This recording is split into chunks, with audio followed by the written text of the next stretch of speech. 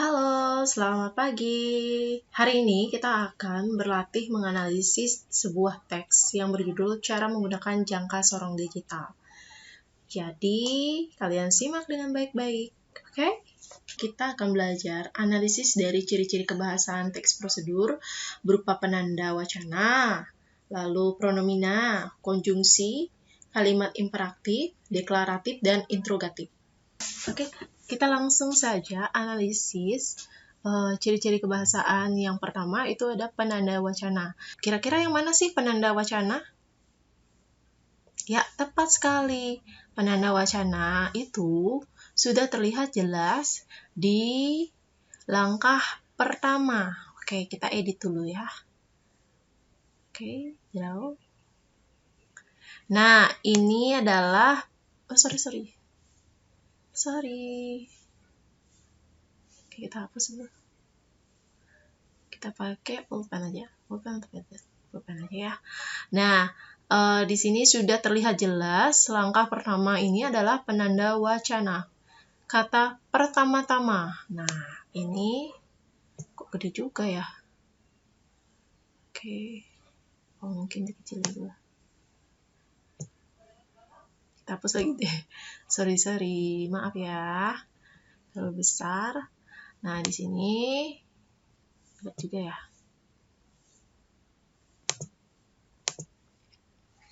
Nah, nih.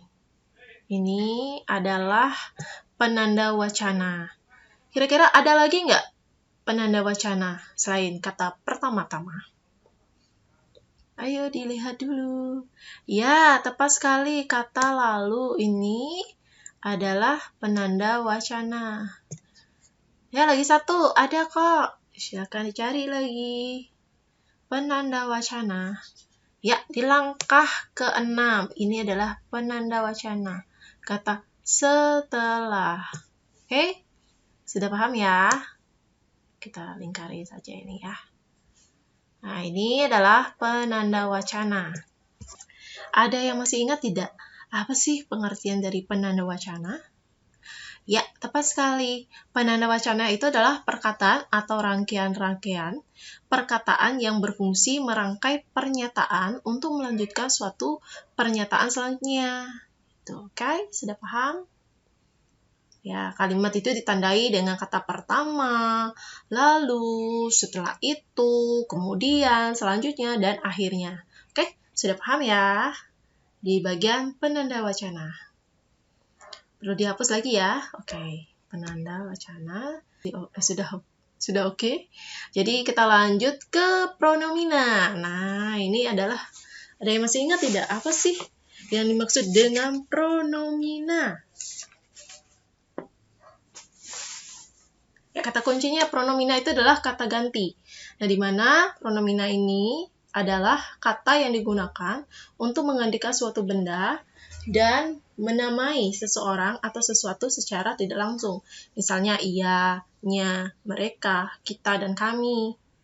Yuk, kita lihat di dalam teks apakah ada kata ganti atau pronomina yang terdapat di dalam teks berikut yang berjudul Cara menggunakan jangka sorong digital. Ayo, bisa dilihat di mana letak kata ganti atau pronomina di dalam teks berikut. Aduh, sudah terlihat loh. Yang mana yuk?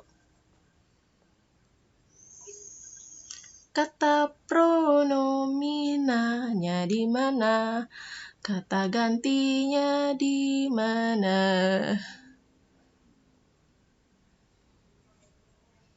Ayo, silakan dicari. Ya, tepat sekali. Pada langkah ke-6 ada kata kita. Nah, ini termasuk pronomina. Oke, kita berikan tanda warna merah. Kita lingkari. Nah, ini dimaksud pronomina. Oke, yang tadi itu warna putih ya. Ini dimaksud dengan apa tadi? Ya, penanda wacana. Mana lagi tadi penanda wacana? Ada kata lalu. lalu setelah. Nah, yang putih ini adalah penanda wacana, sedangkan tanda yang merah ini adalah apa tadi? Ya, pronomina atau kata ganti. Selanjutnya kita analisis apa?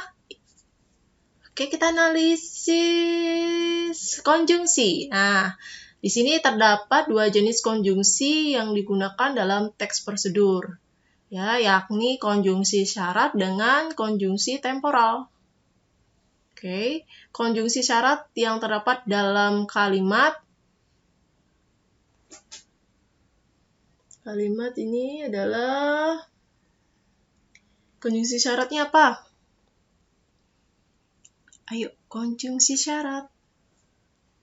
Konjungsinya apa? Ini sempat jelaskan, ada konjungsi koordinatif, konjungsi temporal, dan konjungsi syarat. Di sini di dalam teks sudah terlihat jelas, dia menggunakan dua konjungsi, itu konjungsi syarat dan konjungsi temporal. Konjungsi yang pertama, kita cari adalah konjungsi syarat. Oke, masih ingat tidak apa itu konjungsi syarat? Ya, konjungsi syarat itu adalah konjungsi yang digunakan misalnya jika, apabila, atau seandainya. Kira-kira di sini ada yang menggunakan konjungsi. Kita lihat terlebih dahulu. Kita baca ya. Kita baca dari yang pertama. Tahukah Anda mengenai jangka sorong digital? Jangka sorong digital merupakan salah satu dari beberapa jenis jangka sorong yang biasanya digunakan. Jenis-jenis jangka sorong yang lain yaitu jangka sorong analog atau manual dan jangka sorong digital. Dengan adanya jangka sorong digital, proses pengukuran menggunakan vernier caliper semakin mudah dan gampang karena kita tidak perlu lagi membaca skala utama dan skala nonius pada bagian jangka sorong. Selain itu, jangka sorong jenis ini sangat mudah kita peroleh di toko-toko alat teknik. Bahkan saat ini sudah banyak toko online yang menawarkan harga jangka sorong digital dengan harga murah. Apabila dilihat, bentuk semua jenis jangka sorong hampir serupa, hanya terdapat sedikit perbedaan. Contohnya, pada jangka sorong jenis digital, perbedaannya hanya terdapat pada skala nonius yang diganti dengan modul elektronik yang mempunyai display layar monitor. Dalam penggunaannya, jangka sorong digital juga sangat mudah dan tidak memerlukan keahlian khusus. Hanya perlu memperhatikan hal-hal tertentu agar tidak mengganggu proses pengukuran. Sebelum menggunakan jangka sorong, ada beberapa hal yang harus diperhatikan sebagai berikut. Langkah yang pertama. Pertama-tama, rahang geser harus bisa meluncur pada batang ukur dengan baik. Langkah kedua, pastikan menekan tombol on atau zero saat kedua rahang menempel. Langkah ketiga, benda yang akan diukur sebisa mungkin jangan diukur hanya dengan menggunakan ujung rahang ukur, usahakan agak ke dalam. Langkah keempat, tekan pengukuran jangan terlalu kuat, tetapi seperlunya saja. Langkah kelima, lalu pastikan kebersihan permukaan benda yang akan diukur. Langkah keenam, setelah kita memastikan angka pada display layar menunjukkan angka 0 dan kedua rahang dalam posisi menempel, kita bisa mengarahkan jangka sorong ke benda yang akan kita ukur. Layar monitor display akan menampilkan angka hasil pengukurannya. Ya, sudah terlihat jelas di mana konjungsi syaratnya? Ya, pada paragraf ketiga ada kata apabila. Kita berikan corak warna oranye. Ya, ini konjungsi syarat. Oke, sudah ya. Ada kira-kira lagi konjungsi syarat? Ada tidak konjungsi syaratnya?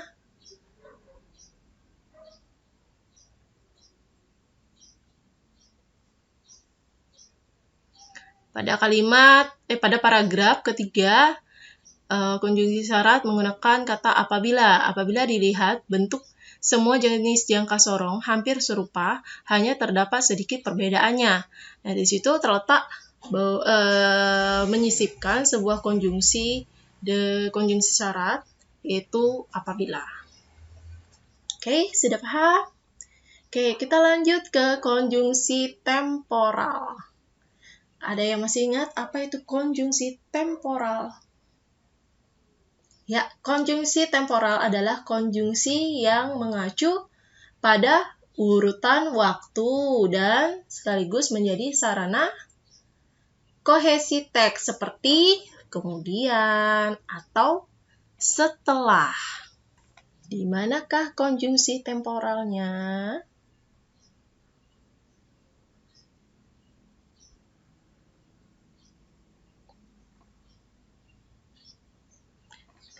Ayo, yang menunjukkan urutan waktu. Ya, Miss berikan clue pada langkah-langkah itu terdapat konjungsi temporal. Ya, tepat sekali. Konjungsi temporalnya pada langkah pertama. Dia di kata pertama-tama. Ya, pertama-tama itu menunjukkan urutan waktu. Rahang geser harus bisa meluncurkan pada batang ukur dengan baik. Ada kira-kira konjungsi temporalnya lagi? Ya, tepat sekali pada langkah kelima. Ya, sama dengan penanda wacana. Nah, kata lalu itu menunjukkan konjungsi temporal atau konjungsi yang menggunakan urutan waktu. Kata lalu. Setelah itu, langkah keenam, kata setelah. Ya, semoga kalian paham. Oke, Miss berikan tanda warna hijau saja. Kita bulatkan lagi. Nah, biar kalian ingat nanti.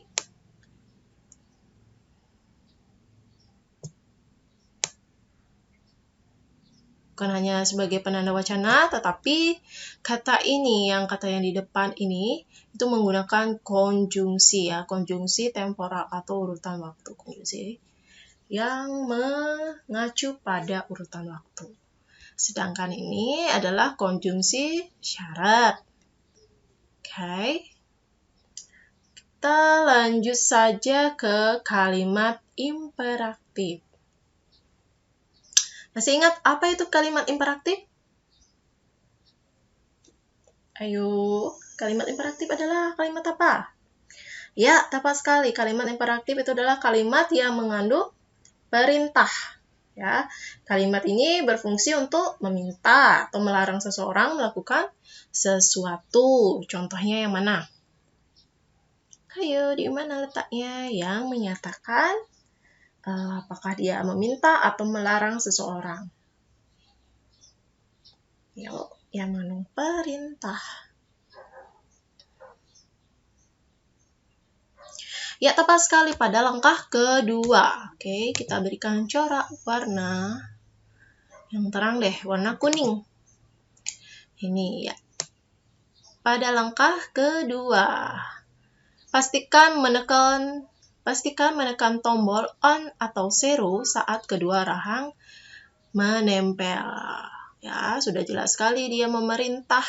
Ya, kalimat ini adalah kalimat perintah. Perintah untuk menekan tombol on atau zero pada kedua rahang yang menempel. Kira-kira ada lagi nggak kalimat imperatifnya? Ya, tepat sekali pada langkah kelima. Langkah kelima selalu menjadi bagian analisis kita. Lalu pastikan kebersihan permukaan benda yang akan diukur. Oke, ya, sudah paham ya?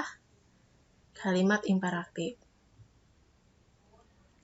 Jadi kedua kalimat tersebut ya mengandung kata yang menunjukkan sifat imperatif ya, yakni kata pastikan ya. Kata tersebut memberikan perintah kepada si pembaca untuk memastikan suatu hal. Oke. Sudah ya. Selanjutnya kita bahas atau analisis kalimat deklaratif. Ada yang masih ingat kalimat deklaratif itu apa? Ya, kalimat deklaratif itu adalah kalimat yang berisi pernyataan. Ya. Ini berfungsi untuk memberikan informasi atau berita tentang sesuatu. Di mana letak kalimat deklaratif, apakah ada atau tidak? Ingat, kata kuncinya adalah kalimat deklaratif itu adalah kalimat yang berisi pernyataan yang berfungsi untuk memberikan informasi atau berita. Ayo, yang memberikan informasi. Oke. Kira-kira di manakah letaknya? Kita berikan corak warna hijau sudah. Ungu belum ya? Ya, warna ungu. Kita beri corak warna ungu. Ya, ini adalah kalimat deklaratif ya. Jangka sorong digital merupakan salah satu dari beberapa jenis jangka sorong yang bisa digunakan. Oke. Udah paham ya? Dia memberikan informasi tentang apa sih jangka sorong itu gitu. Oke. Kira-kira ada tidak selain kalimat pengertian dari jangka sorong digital? Apakah ada lagi yang bersifat informasi?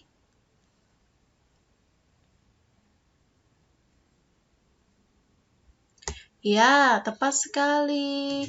Pada kalimat berikutnya, ini jenis-jenis jangka sorong yang lain yaitu jangka sorong analog atau manual dan jangka sorong digital. Ini adalah kalimat deklaratif ya, yang berfungsi untuk memberikan informasi atau berita tentang sesuatu. Dan kita analisis yang terakhir ini adalah kalimat interrogatif. Ya, ada yang masih ingat apa kalimat interrogatif? Ya, kalimat interrogatif itu adalah kalimat yang berisi pertanyaan. Nah, biasanya itu berfungsi sebagai untuk meminta informasi tentang sesuatu.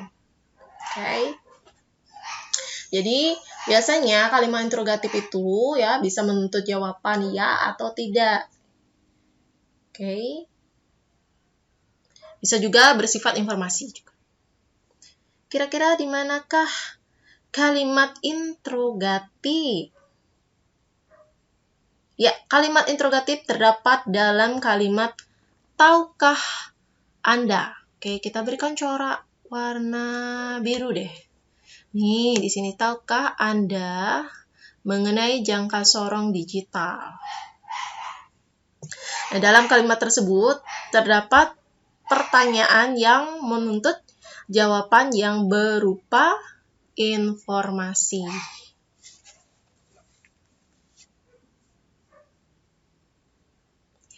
Oke, sekian penjelasan tentang analisis teks cara menggunakan jangka sorong digital. Ya, semoga kalian memahami hasil analisis kita bersama-sama. Oke, Miss tutup dengan Pramesanti Om Santi Santi Om. Selamat pagi.